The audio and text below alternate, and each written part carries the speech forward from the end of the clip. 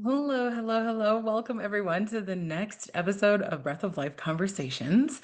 Today, I'm doing something. I don't know if different is necessary. Different's not the thing. No, let's not do that. Let's not pretend like I'm the only one who has this level of honesty because I'm not. That's just the thing. There's a couple of different things that I wanted to discuss today. So, today we're going to call this Radical Honesty Hour, okay? um and the reason I decided to do this today where I'm just going to reveal some things that I believe and push the boundaries, see how far I can go with this honesty without getting so embarrassed that I end up making a fool of myself. Is because I feel like number one of the things that I practice and that I preach a lot and that I teach my students is, and my clients and all of my people, is that radical honesty is the way forward. Whenever you are looking at your body and you're trying to achieve the 1% mindset, when you're trying to achieve the highest level of energy in your body, when you're trying to attain ultimate or optimum level of functionality, those are the things that I really hone in on, and I feel like they're the things that are going to take you the furthest distance. When you're doing that, you have to have a level of honesty with yourself that really like just crushes the competition. And when I look at the people who we would consider the best of the best in any industry, in any walk of life, basically, they're the ones who can do a couple of things. One is being radically honest, and the other is showing up for themselves in a way that makes other people showing up look like they're not showing up at all. And so one of the things that I wanted to discuss is that I really feel like one of like the trashiest things, one of the trashiest things that a coach or mentor or guide or thought leader can do. And I am going to be radically honest and say that at one point, at least at one point, more, and even it's happened more than once, but at least one time, and I know that if you have known me for any length of time, you will have heard me say this, that whatever industry the coach, guide, guru, whatever is in, they will say that they are the best, or they will say that they are whatever they've created is the most unique or the best on the market or the most comprehensive. And to that I call bullshit. Okay, I do not have the most comprehensive course out there for becoming your own healer and truly understanding what's going on in your body. I maybe have some information that other people don't because I intermix my expertise in modern medicine and the body with functional medicine and with energetic medicine. And so while I have all of these things, and one could certainly say that I have one of the most comprehensive programs out there, I wouldn't, and I am going to stop. Okay, let me rephrase. I have at one point said that mind over matter is literally the best thing on the planet, but I'm going to stop. This is me calling myself out so that I can call myself up that I need to stop doing that. I need to stop acting as if I am like the best thing out there and that there's nobody else out there that can do what I do to a certain level of expertise. And this is not me going so becoming so humble or having such humility that I don't recognize my genius. This is the difference, right? This I feel like is the difference. I absolutely am here to acknowledge that my genius is extraordinary, that I have an ability to pinpoint what's going on with somebody, to help cut through the bullshit, to help people really see what it is that they want to attain, and then find them the path forward in order to attain it with some of the best out there. But to go to such a degree and say that I am the best out there and there's nobody else that is doing this work, that is a lie. How do I know that's a lie? Because I have not taken every other course out there that is anything even remotely close to mine or is like mine. And I've seen and heard enough coaches and mentors and people say that. That's actually one of the things that when I was actually being coached by a business coach, I was told to say, I was told to start marketing myself as the best out there and really like stick it to there is literally nothing else out there that compares. And I really don't see the value of it. Like it didn't get me anywhere. I'm gonna be very honest about that. It didn't get me anywhere. It didn't get me more clients. It didn't get me more people. It actually, in some ways, like I feel like for me, when I hear somebody say that, I immediately get on the defensive. I'm like, okay, something is wrong with you. Something is wrong with you. You're putting yourself up on this pedestal and you need to be knocked down. All I want to be able to do moving forward is say that if you are looking for a great program, something that is really going to push you, something that is really going to make you change your life, and something that is going to help you transform and get the highest level of energy that is stable inside of your body and allow your body to function the way it should and supposed to, you definitely want to check out my course. You want to check out Mind Over Matter. You want to check out working with me one on one, because that is getting access to my brain and to my knowledge is just one of the ways that you are going to be able to achieve that goal. But is it the best in the on the planet? I can't say that. I would love to believe that, but I can't say that. I can't say that because I've not taken everything else.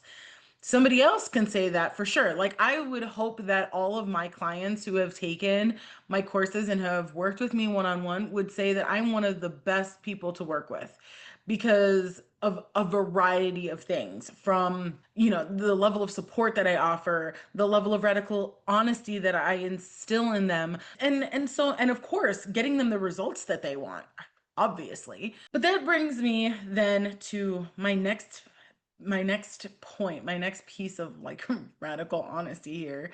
And that is that one of my deepest fears is that I'm one of the dreams that I've had for as long as I can remember won't come true. And that dream is that I'm not going to be a leader that people remember.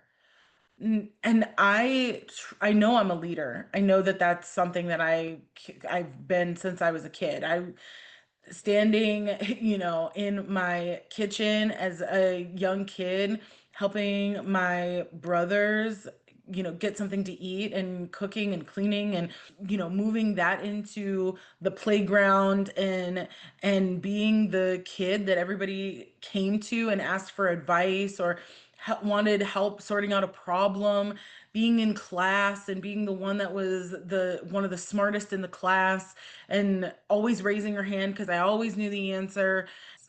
I was not supposed to be where I am today. I think there was an expectation from society and maybe from the people around me that I was just gonna not be, I was not gonna be great. I wasn't gonna be great at anything really. And I was maybe gonna get pregnant when I was 16, and or at least by the time I was 20, was gonna have kids and gonna just be working menial jobs, and I didn't. I had this dream of being a healer, and I did it. I accomplished it and I came through with it.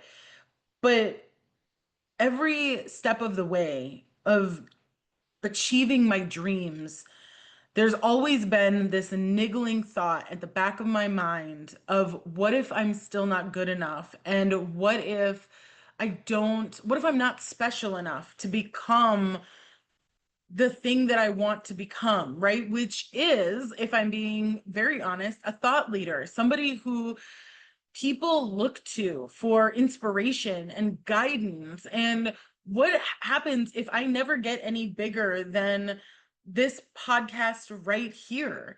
What if I never get on TV and get on a TED Talk stage? And what if I never have millions of people who are buying my courses and books? And what if everything that I have been telling myself about how special I am, what if it's never been true? What if I've been deluding myself? This is literally a thought that has been existing inside of my head, at the back of my head, because this is not something that I allow to be at the forefront of my head. I don't think I would have been able to accomplish everything that I've accomplished and continue to accomplish today. And certainly being in the type of body that I have, like, I have an incredibly functional body. My body operates in a way that other people's struggle to, and only a handful of people's bodies function like mine. And it's truly a testament to the work that I do. It doesn't change the fact that at the end of the day, that it's that thought of what if I'm not good enough? What if I'm never going to be bigger than this? Is sitting in the back of my mind as a little tiny thought that I have to battle almost every single day. And I know what some of the people out there are going to say, maybe even you're thinking this, is, what about this idea of arrogance? And, if I were to just rewrite that whole thought and get that out of my mind and never think that again, and only think in terms of I am the greatest, my shit is fire all the time. There's never anything better out there. You know what? I'm too much of a scientist, truly, to be the type of person that says that I'm going to rewrite this and get into dangerous territory of arrogance. I truly don't want to be the type of person that looks at my life and thinks that I am the best thing since Wonder Bread, which, let's be honest, Wonder Bread's not that great. I believe very strongly that by having just a little thought like the one that I have of maybe I'm not going to excel past where I am right now, is legitimately the only reason why I know I will. Because it's the push that I need to show up for myself every single day and make better choices and push my mind to being better. And I think that this truly is something that I've unlocked about the 1% mindset, is that those of us who have the 1% mindset, who do end up going the distance, we all have that little thought in the back of our mind. We truly do. We truly think that there is one little piece, there's one little thought back there that serves as our push to our why. We all have a why, and the why is usually very uplifting. It's very affirmative. It's, for me, for mine, it's I want to help people. I want people to truly be able to experience a beautiful, fulfilling, loving, complete life. And that doesn't have to mean that you're walking on stages or winning awards or whatever. For some people, the grandest life that they could possibly imagine is simply to become a loving wife and a loving mother or a loving parent. Let's, I don't want to exclude the men out there. And really, when no matter what it is, and everything that I'm doing, like I said, is in service of that, in getting that for you and helping you to attain that. I think that it's to get to a place where I'm able to show up every day so that I stay at the top of my game, so I can help you achieve the top of your game, needs both the positive, affirmative why and this teeny tinily, that's not even a word, teeny tiny thought where we have to battle. We have to check ourselves every single day and make sure that that question of what if I'm not good enough pushes us just that little bit further and faster into our why. And our why sustains us, it holds us up. Some of you may disagree with me on that, but truly, I think that it's, at least for me, at least for me, it's the thing that keeps me going. Having these two opposing parts of me. And I believe that being a human is incredibly nuanced. And I don't think that I'm any worse out there for having to wake up every morning and ask myself every day whether or not I want to continue doing this. I think it keeps me incredibly honest. And I think that a lot of people are afraid of being honest with themselves, but I think they're also afraid of looking deep into their darkness and into their shadows and seeing what's in there. I'm not. I'm really not. So let me know how you guys feel about this. Comment. What is your, well, maybe not what's your little dark. I would love if you guys were comfortable enough with sharing. What is your fear? What is the thought that you battle with every single day that keeps pushing you towards your greatest self?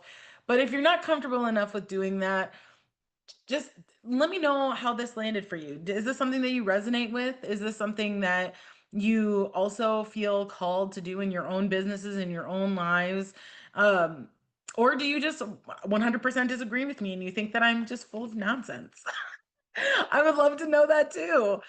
So, thank you so much for showing up today and listening. I am so blessed and privileged to have you here listening and supporting all the way. And I will see you next week for the next Breath of Life conversations. Bye, y'all.